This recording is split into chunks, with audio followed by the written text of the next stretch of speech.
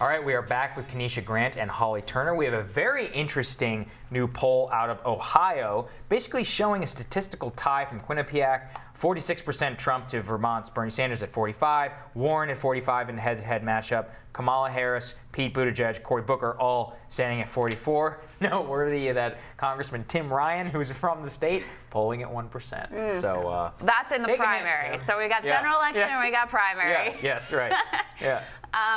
Interesting. And Biden actually leads Trump in this poll of Ohio. Holly, I want to get your response to that. All the it's early. We don't know. Whatever. Add some coming. All of those caveats, right? However, Ohio is a state that a lot of Democrats have basically written off and feel like, okay, well, that's trending in the wrong direction. We don't need it. We're focused on Wisconsin, Pennsylvania, Michigan, or maybe the Sun Belt route or whatever. What does it say to you that you've got so many Democratic candidates who are basically tied with Trump?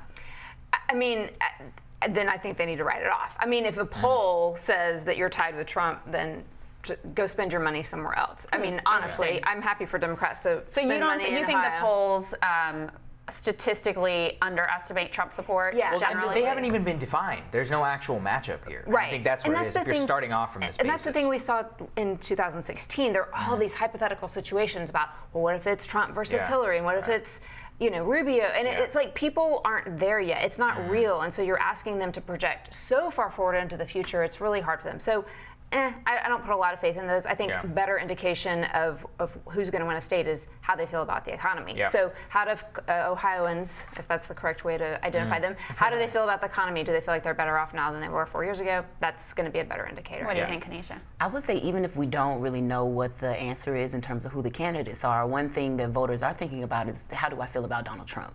Yeah. And I think that they know very well at this point. Right, but we would expect that will be a resounding I like him or I'm going to vote for him. And so that anybody would be tied with him suggests to me that it might not be a bad idea for Democrats to think about what they want to do in Ohio. We'll see. What was it in 2016? Yeah, it was the same thing. He had historically low approval ratings. You know what I mean? So people, it's a reality we have to deal with now. And who are they sampling It just as well? reflects. You're right. I just have a rule. It's not a science. This is, and what's the margin? I mean, it's just there are a lot of questions that Keneshia, really quick, have you seen any? I mean, you're a political scientist. Have you seen any evidence that Trump support is routinely, discounted or undersampled? I think that what I have seen and read about is that people don't tell the truth to pollsters. And so if people believe that the pollster does not like Donald Trump, and they believe that they will be viewed as racist or some other kind of negative connotation as a function of their support for Trump, then they will lie to the pollster.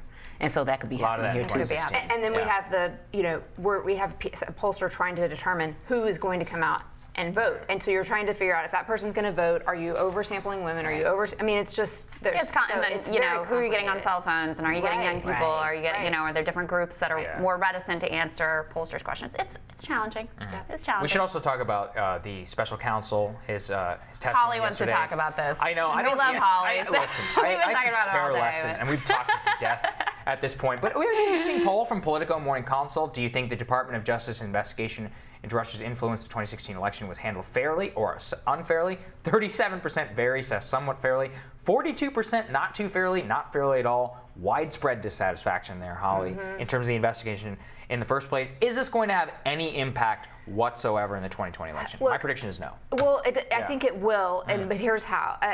I think Democrats didn't really get any new information yesterday. Republicans did learn, however, that Mueller was not in charge of this. So for the president, all along he's been saying, this is a witch hunt, this is a partisan effort, and we've been reassured, no, Mueller's there. He's the bastion of justice, and he's never going to let anything happen. Well, he wasn't even there. Yeah. So this is the best they could produce against the president with it was a partisan political hack job. Yeah. So we did get that, which I think bolsters the president a little bit and definitely makes him more confident. The other winner from yesterday, I think, was Nancy Pelosi.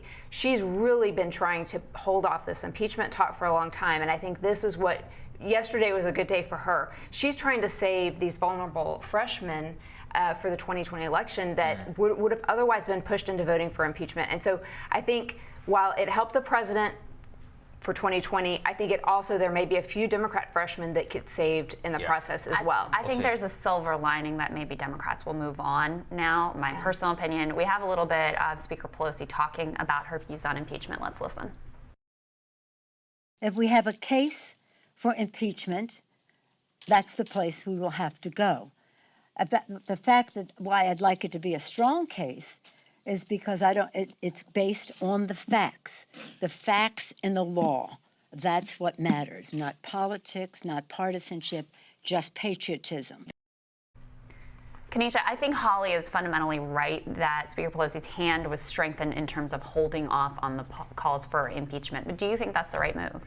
I think that she is right as well. I think that I don't know about whether it's the right move. I think either the Democrats are going to have to make some movement on impeachment, or they're going to have to do some education to voters to help people understand why this is not a workable thing. They have to acknowledge the fear and the upset feelings that people have about the presidency, talk about why they can't deal with it, and then pivot those folks to think about some other policy issues. But to just leave it as impeachment doesn't work is not enough for folks. Well, I think it's just there's so much anger in the Democratic base, and I get it. I mean, for them, it's a disaster that Trump was elected, and that's how a lot of people felt under Barack Obama, and they're looking for somebody to channel that. Right. That's why impeachment even resonates with them in the first place. They don't care about Mueller. They just hate Trump.